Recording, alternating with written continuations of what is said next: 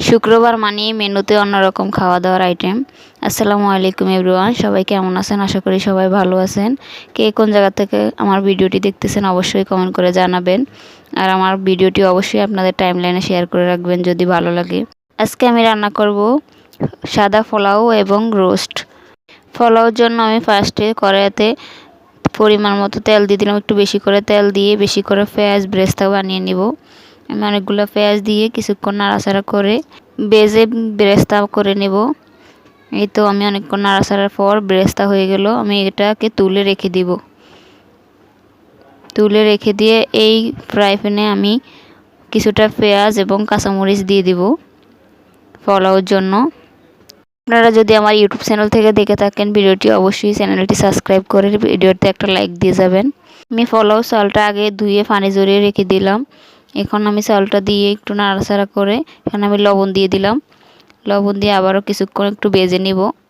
নেওয়ার পর এখানে আমি পরিমাণ মতো পানি দিয়ে দিব। আমি অনেকক্ষণ ভেজে নিব। এখানে পোলাও চালটা একটু বেশিক্ষণ ভাজলে ভালো হয়। এই তো আমি নিয়ে এখন পানি দিয়ে দিব। আমি যা চাউল নিয়েছি তার ডাবল পানি দিয়েছি। এখানে আমি বড় কাপের 1 কাপ পরিমাণ এখানে দুধ দিয়ে দিব। আমি দুধটা জাল করে একটু ঘন করে নিছি। তো দুধটা দিলে হয় কি আমাদের পোলাওটা একটু সাদা থাকে আর টেস্টটা একটু অন্যরকম হয়। এখন ঢাকনা দিয়ে ঢেকে দিব অনেকক্ষণের জন্য। এই তো আমার পোলাও হয়ে এসেছে। এই পর্যায়ে আমি একটু নেড়ে দেখবো কীরকম হয়েছে। আমার চালগুলো একদম পারফেক্টভাবে ফুটে গেছে। দেখুন কি সুন্দর ঝরঝরে হয়েছে। এ পর্যায়ে আমি নামিয়ে নিব। আমি উপরে পেঁয়াজ ব্রেস্তাটা যে করে রেখেছিলাম ওখান থেকে অর্ধেকটা দিয়ে দিব, আর অর্ধেকটা আমি রোস্টের জন্য রেখে দিব। তো পেঁয়াজ বেরেস্তা দিয়ে এখন আমি নামিয়ে নিব 2টা কাঁচামরিচ দিয়ে। আমার পোলাওটা কেমন হয়েছে অবশ্যই আপনারা জানাবেন, আর ভালো লাগলে অবশ্যই একটা লাইক দিয়ে দিবেন। এরপর যে আমি এটাকে নামিয়ে রেখে দিব। এখন আমি চলে যাব রোস্ট রান্না করতে। আমি রোস্টের জন্য এখানে 4 পিস মুরগি নিছি। এখানে লবণ দিয়ে দিলাম, মরিচের গুঁড়া এবং সামান্য কিছু হলুদের গুঁড়া এবং একটু লেবুর রস এবং সামান্য কিছু আদা রসুন বাটা দিয়ে এটাকে ভালো করে একটু ম্যারিনেট করে কিছুক্ষণের জন্য রেখে দিব। আপনারা যদি সময় না থাকে তাহলে না রেখে রান্নার সাথে সাথে বসিয়ে দিতে পারবেন। এই তো আমি ম্যারিনেট করে কিছুক্ষণের জন্য আমি রেখে দিব। আমি অনেকক্ষণ রেখে দিলাম। এখন আমি চুলাতে চলে যাব। আমি একটা কড়াইতে বেশি করে তেল দিয়ে দিব। দিয়ে এখানে আমি রোস্টের পিসগুলো হালকা করে ভেজে নিব। আমি বেশি করে ভাজবো না, কারণ রোস্টটা একটু বেশি করে ভাজলে এটা শক্ত হয়ে যায়, খেতে অতটা ভালো হয় না, জুসি হয় না। আমার থেকে ভালো করে হয়তো অনেকে অনেকভাবে রান্না করতে পারেন, তবে আমারটা হয়েছে কিনা অনেকে জানাবেন কমেন্ট করে, সব কিছু ঠিক আছে কিনা। আমি এভাবে রান্না করি। আসলে আমি কারোটা ফলো করি না, আমি যেভাবে পারি ওভাবে ট্রাই করি রান্না করতে, আমার থেকে যেভাবে সুবিধা হয়। এই তো আমার মুরগিগুলো ভাজা হয়ে গেছে। আমি মুরগির পিসগুলো এবার তুলে নিব। নিয়ে আমি এই কড়াইতেই বেশি করে পেঁয়াজ দিয়ে দিব এবং কাঁচামরিচ দিয়ে দিব।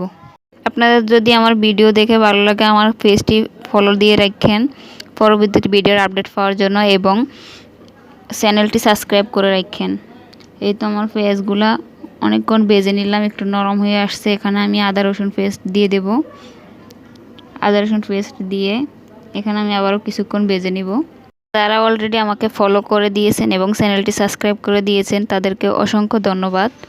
আমি এখন গুঁড়ো মশলা দিয়ে দেব, শুকনো মরিচ এবং সামান্য হলুদের গুঁড়া এবং লবণ দিয়ে একটু নাড়াচাড়া করে নিব।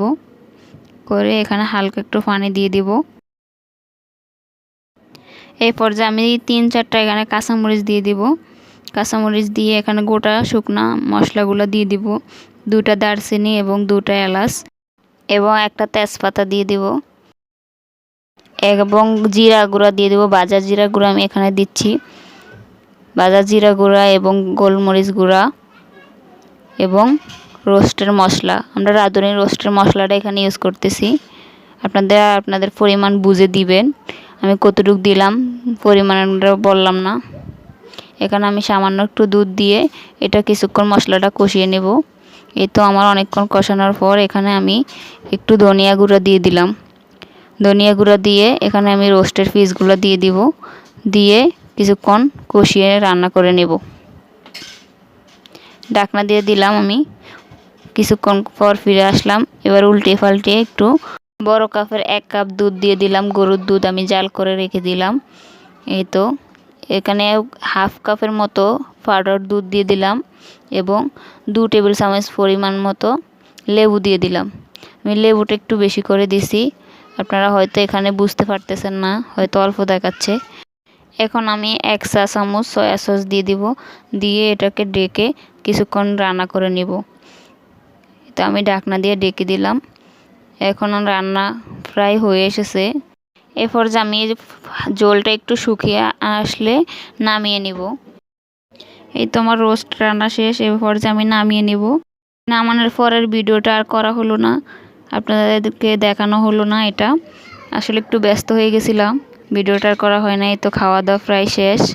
আজকের ভিডিও এখানেই শেষ।